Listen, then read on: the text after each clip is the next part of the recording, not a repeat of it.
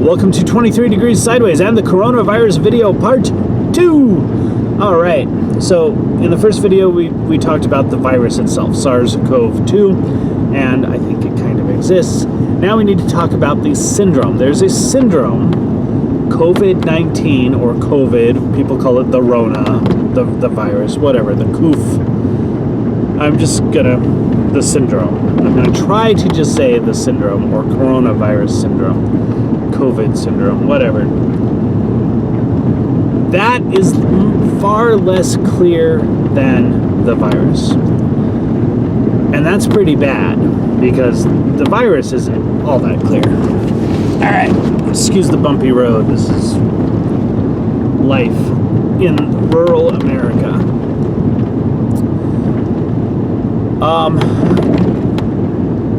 As far as I can tell, after looking at a lot of data,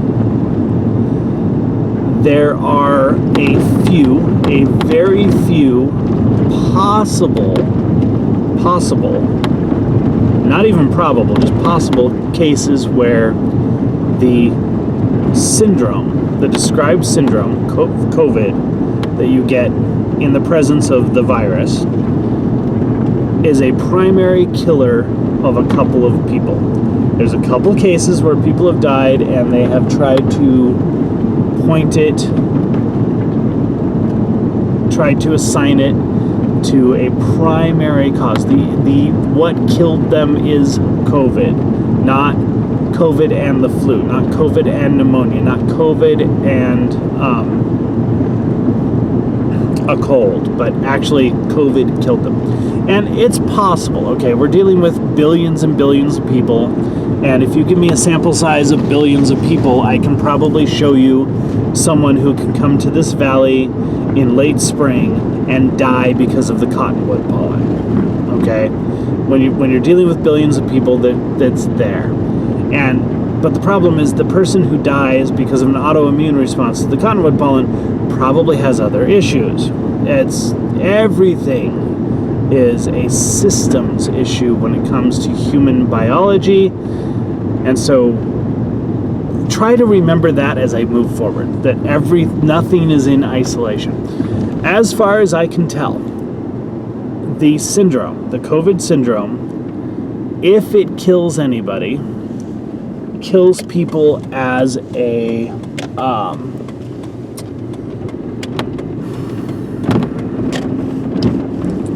enhancer of other disease. So if you are susceptible to the enhancement factors of the COVID syndrome and you catch a cold, get the flu, get pneumonia, get sick. If you get sick and you are susceptible to the enhancing factors of the virus, then the expression of the virus, the syndrome, will exacerbate your illness, and you may, stress on may, slim chance, have an increased chance of mortality. Okay, so the flu is about 0.06, 0.02% likely to kill you, not in the presence of coronavirus. In the presence of the coronavirus, if you are of a susceptible population, then the flu is 0.06 to 0.09% likely to kill you. Like, it's more likely to kill you, but the mortality rates are still really, really low. Now, what is susceptibility? We talk about pre-existing conditions and age, and there's a whole bunch of factors that have been assumed, and they've mostly been assumed based on some really bad initial data that came out, that was extrapolated from some really bad lying data out of China. And none of this has actually ever really been backed up very well. The assumption is that if you have what they call a comorbidity factor, if you have diabetes, type 1 or type 2, if you have liver disease, if you have obesity, if you have advanced age, if you have this or that thing, then you're more likely to die of COVID. You are what they call immune compromised, which is not the case. It absolutely is not the case, but let's comorbidity. Okay, you can be a fat biker dude, swilling beer, drinking fucking Bud Light, and eating corn dogs, and going to biker rallies, super spreader events, and never have a problem. And the reason you're likely to never have a problem is that you're outdoors a lot, and you move a lot. And now, how much of this is this thing and how much of this is that thing is a really big question. When I say moving a lot, I don't talk about exercise culture. Modern American exercise culture relies on the idea that you're supposed to sit and watch Netflix or Hulu or cable or something for 4 to 6 hours a day. You're supposed to sit at a job for 8 hours a day. And a couple times a week you go and you move. You do spin class, or you do yoga, or you lift weights. And that's your thing. That's exercise culture, but that is not a healthy humanocentric lifestyle. It's not a humane lifestyle. Humans are made to move, not sit in one place. So you're not supposed to sit with your face 6 inches from a couch cushion that you have been infecting with crap for the last 6 years by sitting on it for hours every day. Indoor spaces are not that healthy. Being in the same indoor space with the same airflow and the same contaminants all day, every day is not healthy. It's not healthy. We are an outdoor species. So how much of this is the fact that the big fat Harley dude is outside? How much of it is that he's moving? How much of it is actually exercise versus just not being in the same space all the time? I don't know. It's really hard to gather data on this because none of the agencies are willing to look at this. None of them are actually willing to acknowledge that there is any existence to any of this. I've asked people, and I've been told that these are not relevant factors. So human movement in and out of spaces is not a factor. Levels of human movement. They do vitamin D studies, but they won't look at the difference between how people are getting vitamin D sufficiency. Is it because you're outdoors, or is it because you're indoors and you're taking pills? Because the pills are great for helping promote the production of the steroid hormone that is vitamin D. It's not a vitamin. It's just like cortisol or testosterone or insulin or a leptin. It's a steroid hormone. Anyway, this is the part where the video gets really weird and long, and I gotta try to cut it down. As far as I can tell, if you move, big fat biker dude has no susceptibility to corona, okay? He's gonna catch a cold or the flu. He's probably not even gonna notice it. He's not gonna have secondary exacerbating effects from the virus. Never gonna know he has it. If he has it at all.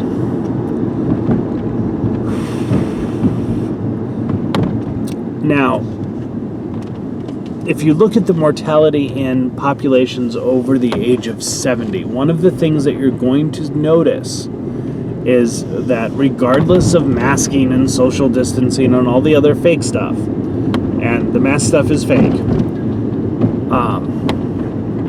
We've got 80 years of data that says masks do nothing to prevent disease transmission, and then we have less than a year of data of evidence that masks prevent aerosol spread from the mouths of dummies. These are, talk about moving the goalposts. Anyway, back to it. You look at the population, the over 70 population, and you look at who is susceptible. Now, you may or may not actually get anything out of this, okay? The mortality rate from coronavirus is still very, very low, okay? When it goes through a nursing home like a rampage, it kills a couple people. That's if it kills a couple people. Like, a couple people who get the flu or a cold or who have severe medical issues, who never go outside anyway, get a little sicker and die instead of being a little sicker and not dead. I don't know. There's some real problems with saying COVID killed them. But for shorthand, okay, if you look at the mortality rate of COVID-related illnesses, flu, cold, whatever, and you correlate that with the activity level of the people, which is very difficult because the data is, I want to say the data is prohibited. It's so hard to get. The 70-year-old dude who is outside hiking, the guy who's walking around with his skinny dog on the trails in Arizona or Nevada, he's not having a problem. Period. The 70-year-old dude who's in assisted living or in a retirement home or in a retirement facility or whatever, who's sitting indoors watching reruns 12 hours a day, he's got a problem. And the problem isn't comorbidities. The problem isn't whether or not the 70-year-old hiker dude has diabetes or is overweight, because you can hike and be overweight. I know this one. Those aren't the factors. The factor is activity level, fresh air, being outdoors, okay? That's what's important here. That's your real key element. Look at not the age, not these so-called comorbidities, but the activity levels. And you see some things start to look a little bit different. This is really hard to express in a way that is going to make a lot more sense. So I'm going to end the video as quickly as possible with a basic statement. Humans are not designed to live indoors. Humans are not designed to live indoors in the same place, contaminating the same stuff endlessly. Insofar as the syndrome, the corona syndrome, exists to exacerbate and increase the mortality of other illnesses, because it's not a primary killer, it exists and exacerbates almost exclusively among populations that do not move around and get outdoors. I'm not convinced that the syndrome itself is worthy of the name, because for the most part, and there's other factors. There's diet. There's stuff. Okay, it's all very complicated because when you're dealing with human health, you're dealing with systems. Human biology is systems oriented. Okay, it's not simplistic. It's not something that you can isolate in the terms of 19th century science. So, insofar as I understand it, within the systems, COVID, the syndrome, doesn't kill people as a primary killer. As an exacerbator, as a secondary, as an enhancer of other disease, it only seems to express with populations that are not healthy in terms of lifestyle, movement, and outdoor exposure. That's pretty much all I got for you. And man, it's a huge landmine. It's just, can you imagine actually treating the manufactured crisis that way? Like, get off media and go do stuff. Can you imagine? It's pretty dangerous. But I also, every piece of evidence I can find backs it up. Stay sideways.